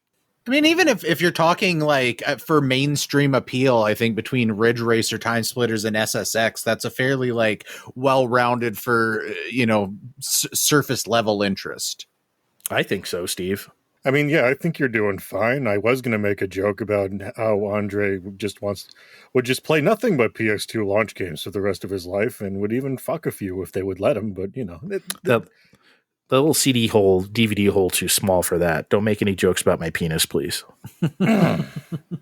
Well, you take 2 of them and stick them together and... and they make a baby? You stick 2 discs of Gradius 3 and 4 together and they make Gradius 5 like before it comes out. Little PSP game pops out. Time Splitters, no one can know of our love. Oh, Evergrace. you make Eternal Ring and Evergrace together with the kissing noises as you like tap them together. No, man, whatever. I know maybe it's just a me thing. I think the PS2 launch is maybe my favorite launch or if we're talking about consoles throughout history. Honestly, you got it all in this thing. Again, people just sit there and LOL, Smuggler's Run sucks, huh? Yeah, it does, but there's like plenty of stuff. So that's even on this very show, I questioned, why are you buying Fantavision for your new PlayStation? Yeah, exactly. 2? See, but that's the thing everyone thinks about for some fucking reason. I don't know why. Like in the face of like Tekken fucking Tag Tournament, we're sitting here talking about Fantavision. It's weird. Whatever. It's what we still get to see. Is what it comes down to. You're right. We don't see like Dead or Alive 2 or Tekken Tag around like on Royale with cheese. Yeah. Anyway, that's my hottest take that I have. But Kevin, why don't you give me one of yours? Yeah, let's get this out of the way. Andre's already berated me off air for this. Now, admittedly, I never had a PS1. I've not spent a lot of time digging into the PS1 back catalog. As far as like common consoles go, PS1 is one of my least played. To be fair, I did go in and educate myself enough just by watching a YouTube video that details every game that came out on the PS1 launch lineup. So I wasn't completely oblivious here. Digital Foundry. I still think, because that's an excellent no, one. it was Triple Jump on YouTube, which actually was European launch titles, but talked about what was out in North America. John Linneman did like every region. It's cool. Yeah, go back and look at those sometime. It's nice. Anyway. I still think in retrospect, boy, that PS1 launch lineup, when we compare it to then 64 launch lineup, which consisted of 2 games a year later, still, I mean, I would have taken Mario 64 and Pilot Wings being available over those 12 games. Ridge Racer is probably the killer app out of that. But what do you find so exciting about the launch lineup for PS1? What really, these are not games that I've played. I have a hard time finding the interest. You just have a lot of great variety here. First of all, the Raiden project is like a compilation of Raiden and Raiden 2, the 2 arcade shmups, were basically arcade perfect, which had not happened at that point. So that was really cool. It even had like a really shitty 3D graphics like intro as you like as you started it up and chose your menus and shit. So that's a really great arcade port. It's much like Gradius 3 and 4 for PS2. It's just cool to have that stuff because back then arcade ports were still proof of concept and proof of power. You know, so that was important. Rayman, like we thought that was going to be stuck on Jaguar forever, right? And here it is on PS1. That's great. Zero Divide, while not a like great fighting game, maybe my favorite PS1 soundtrack. I'm not even joking. Yes, okay, I'm doing the thing where I say I like a game for the music, but you know what? I'm sorry. Like, it's worth something. I'm telling you, the music in that game is absolutely insane. Genuinely my favorite PS1 soundtrack. Air Combat, pretty good. Toshinden, obviously a classic, whether it's good or not, right? That ESPN Extreme Games is not terrible. I had Keliak the DNA Imperative. That is terrible. You know, again, with the arcade ports, NBA Jam Tournament Edition, arcade ports like that were really good, were proof of concept, way better than Super Nintendo or whatever was coming before that, right? So, yeah, okay, it's not Mario and Pilot Wings, but like sheer variety here. And Ridge Racer, and like, come on, I don't know. This is pretty good. I'm not saying Andre wants to eat at the buffet instead of taking his voucher to the steakhouse. Yes. I think to be fair, you're coming at this perspective as at the time, right, when you're talking about arcade ports, but if we're looking at it through the lens of at the time, how many of those games that you were referencing were 2D games? Like I'm just saying, you know, when this is you know, the thing about this generation is 3D is here, and at the time, I feel like the average consumer probably would have had a little bit of a harder time getting too excited about it through that lens. I don't think so necessarily, just because, like, look, NBA Jam at that time was still like a big deal. Yeah, it's 2D and it's an arcade game, but like nobody's like, oh shit, like we could really like bring this thing home like fully. You know, like that still matters. I don't know if, well, it's not on this list, so I don't think it was exactly launched, but Mortal Kombat 3 came out like very close to launch on PS1, and that was also like a great port. That stuff matters. It's 2D, but it's Mortal fucking Kombat, you know? I don't know. I don't think that matters at that time matters as much as you might think, especially since Mario 64 hadn't happened yet and Pilot Wing 64. So we had a solid year there of like an in-between period. And then Mario 64 happens and it's like, oh shit, we should really push some 3D now.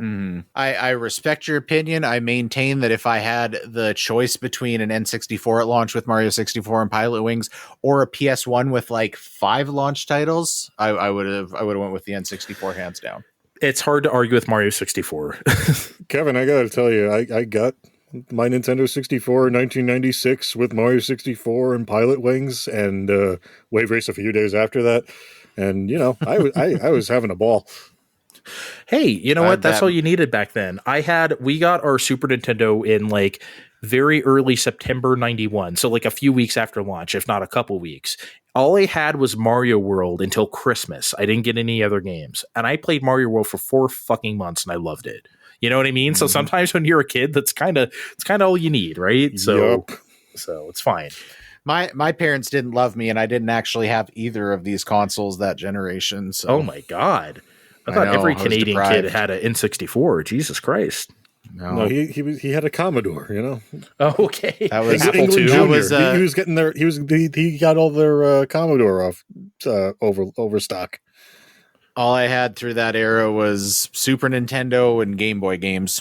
It was rough. That's pretty good. I've commented on the internet in a bunch of places. 1995 and 96, it was a pretty good time to have a Super Nintendo. Yeah, it was. Except I moved on because I wasn't a peasant. I had a PS1. Okay. Well, okay, you did, but you know. I went back and played like Earthbound and stuff like that. I still had the Super Nintendo hooked up, so whatever. Oh, how kind of you. Yes, I'm benevolent and kind. Steve, give us a launch lineup hot take that you feel. Hey guys, I don't know if you were there back in 2017, but Nintendo Switch had Breath of the Wild, and that's all it fucking needed. Good night. Let's move on to the next one. Okay, fine. I get it. You're having your friends over. Or maybe you want to switch off to something else. They actually had a few things for you. I know Andre doesn't like it, but I played the fuck out of Super Bomberman R when it showed up in the mail later that day. There was a cute little single-player campaign and some pretty fun online times to be had with that and even past when Mario Kart 8 Deluxe, came out and ate its lunch, but especially since we were never going to see a Bomberman game again, to have that right out the gate, I thought was pretty smart. I don't dislike Superman Bomberman R. I just think it runs like shit. I just think it's embarrassing that it can't even hold 60. That's all. It's a good Bomberman game though. Snipper Clips launched that day. I tried the demo. I appreciate it, but a lot of people, with balanced social lives that played Snipper Clips with other people liked the game a lot. I'm like, that's for them. It's expressing the point of the console and to sort of play a game and just change it off and play with your friends. But it wasn't just about that, because Square came right out the gate with, of all people, I Am Setsuna. It was on PS4 for a few months at that point, but little did we know they were like winding up for the best support on Switch since the Super NES. And you know what? If Andre gets to put arcade games on his launch lineup lists and call it a thing, I'm doing it too. Arcade Archives, King of Fighters 98, and Metal Slug 3 were timed exclusives on Switch. I did research on this in advance, and yeah, it was almost a year before they showed up on PS4. My arcade ports were relevant at the time that they came out. Not that I have a problem with King of Fighters 98. It's one of the best fighting games of all time. But I'd say it's still relevant here because you have two games that you can quickly just snap apart, hand your buddy the second Joy-Con and play for a few minutes, and so they get the general idea. It's only $8 each. I mean, me and Ven were playing. This is maybe like a couple months after the Switch came out. I went to go visit, and we were playing at some restaurant. We were playing World Heroes Perfect at some table. I don't know. We were doing the Joy-Con thing or something. And the waiter came by and he's like, "What the fuck is that?" Like, he was like, because he recognized World Heroes because he was our age. And he was like, "Yo, is that World Hero? Like, what is that?" He thought we were playing some sort of crazy like Raspberry Pi or something. I don't know what he thought we were doing, but it's like, no, this is like a new. You can do this, man, for $300 plus tax. But yeah. And Kevin was getting on my case, and you all can too on the comments on whether this counts or not. Shovel Knight decided to go in with their new price point, and to really drive that point home, here's Spectre Knight's campaign, Spectre Torment, and it's going to be a Switch exclusive for a few months. Did you back the game back in 2013 with like a bunch of other people did? Well, too bad, you're fucked unless you buy this version right now. Now, I know certain people that were kind of hoping for vouchers and things like, no, I didn't mind paying for it all over again. And, it's good to have that sort of, action-y, platformy game with, brand new and the other two campaigns that already existed. And we were all grandfathered in for the King's Knight campaign the next year. So, I mean, honestly, even if you somehow weren't wanting to play Zelda, which I think Switch had you pretty covered on different things you might want to try with your new cute little tablet that plays the games until now, where we're still, well, what am I talking about? Nintendo Switch still has games. I don't know. I thought it was a little flat. First of all, I'm very offended you did not talk about 1-2 Switch. I mean, this is really just that's on purpose. Right, I told you I don't have a balanced social life, so who the hell was I going to play that with? You can play. Did you play 1-2 Switch at launch, Andre? Yeah, Vin has it. Oh, okay. So I didn't know that. So. As much as I wanted to pretend to play Wild Gunman with someone else, I don't have anyone else. So. No, I mean, I wouldn't say that I loved it, but there's some really fun games. Like I said, I talk about Fake Draw all the time. The quick draw where you say fire and blah, blah, blah, and you fire. I like Fake Draw because you have to listen for fire, and they'll say other F words like fair, file. Then you have to listen for fire, and then you fire. If you do it, if you do it before, it's a foul. So it's great. I don't know. And I like Fake Draw. Can't speak for like the milking games and stuff like that, but I mean, I like the one where you guess how many balls are in the box or something by shaking the Joy-Con and feeling the rolling, the sensation. That one's good. There's 3 ice cubes in this Joy-Con. Yeah, I really would like to try 1-2 Switch just because of the Switch presentation. Yeah, they made it look great. Some real quick ones before we get out of here. Saturn rushed, obviously, to market in the US, but maybe a little good. Maybe, possibly, as Steve stares eye daggers through me. Absolutely not, but you all keep puffing that copium over there. After Panzer Dragoon, what are you going to do? Clockwork Knight ain't bad. You don't remember Clockwork Knight? Oh, I remember Clockwork Knight. I don't remember it being good, but I remember it. I mean, I don't know. That golf game wasn't terrible. The Daytona USA port kind of sucks. But a lot of people bought that. It wasn't acceptable for my tastes. But I mean, when I'm talking about Switch, I'm talking about multiplayer things you can do with your friends. You're inviting your friends to play your new Saturn. What are you going to show them? That shitty Virtual Fighter that came in the box? Yeah, that's not that bad. It's playable. People shit on that too much. I'll defend that a little bit. Okay, it's not great. Out here, game stores were slipping that into other copies of Saturn games so they can get it out of the store. Yeah, because Virtua Fighter Remix came out 3 months later and completely invalidated that thing, which was actually a good port. And then Virtua Fighter 2 came out and it was then it was fucking over. But yeah, I don't know. Saturn, not that bad. It's not great, but it's not a complete disaster as I thought, Kevin. One of my favorite launch lineups, period, I think was GameCube between Crazy Taxi, Dave Mirra, Luigi's Mansion, Rogue Squadron, Monkey Ball, Tony Hawk 3, and Blue Storm. That was a great lineup to be able to pick from on launch day. I also I need to take this opportunity to bitch about Twilight Princess being a month late on GameCube thanks to the Wii. God. That really fucking pissed me off. I was so salty. Okay, well, not that many people bought the GameCube. I stuck with them between thick and thin. You couldn't even buy the fucking Wii at launch. I was in high school. I didn't have the money for one anyways. And I wanted to play Twilight Princess so bad. I was fucking pissed off that entire month. Fuck Nintendo for doing that. It was bullshit, and I'm still mad about it, and I won't forget it. Oh my God, man. I'm sorry you didn't have any money for a Wii, but hey, you couldn't buy one anyways. I had one. Should have cut school and pre-ordered one, buddy. You fucking jerks. You know what? That version is way shittier than the GameCube version anyways. They should have just put up a good version on launch day. I'm not even going to get into that one with you. Waggle my way through Twilight Princess. I'm going to waggle your fucking...